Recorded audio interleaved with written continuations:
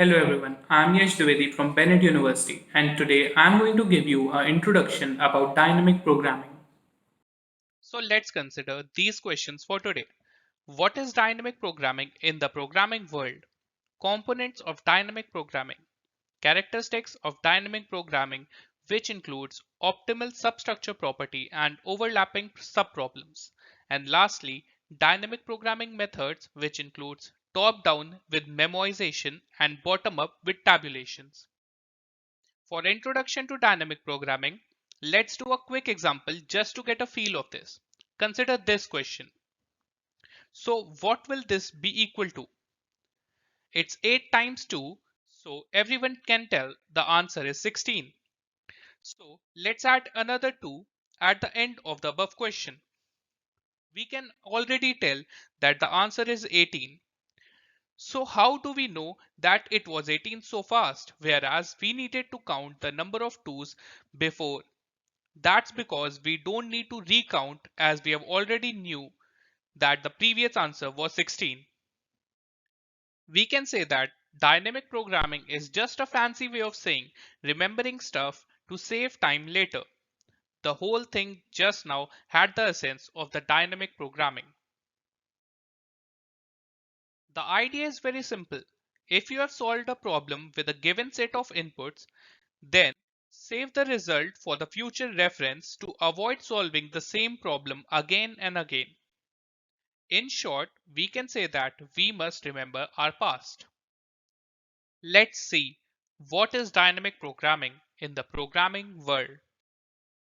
Dynamic programming is a very powerful technique that allows one to solve different types of problems in polynomial time, which naive approach will take exponential time to solve. Let's take an example of a well-known Fibonacci series numbers to understand a little bit more. Here, in which each number is the sum of two preceding numbers. The first few Fibonacci numbers are 0, 1, 1, 2, 3, 5, 8, and so on. If we are asked to calculate the nth Fibonacci number, we can calculate that with the following recurrence formula. A naive recursive implementation of the Fibonacci function has the time complexity of O to the power n, whereas in dynamic programming, the same solution can be achieved in O(n) time. Now, let's talk about the components of dynamic programming. The major components of dynamic programming are recursion, which is used to solve the subproblems recursively; memoization, which is used to store the already computed value in the table or caching purposes. Based on this, we can say that dynamic programming is recursion plus memoization. Now, let us all take a look at the characteristics of dynamic programming. Here, we look at the characteristics of a particular problem that helps us to identify whether dynamic programming can be applied to solve that particular problem or not. Optimal substructure property. A given problem has an optimal substructure property if an optimal solution for the given problem can be obtained by using optimal solutions of its subproblems. As we know that to calculate the nth Fibonacci number, we can use the given formula, which clearly shows that the problem of size n has been reduced to two subproblems of size n minus 1 and size n minus 2.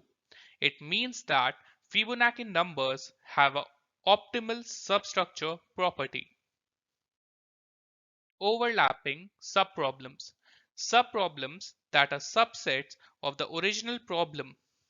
Any problem has a overlapping subproblems if finding its solution requires solving the same subproblems again and again. Let's take a look at the example of the Fibonacci series numbers again. To find the fourth Fibonacci number, we need to break it down into the following subproblems. This is the first subproblem, and this is the second subproblem.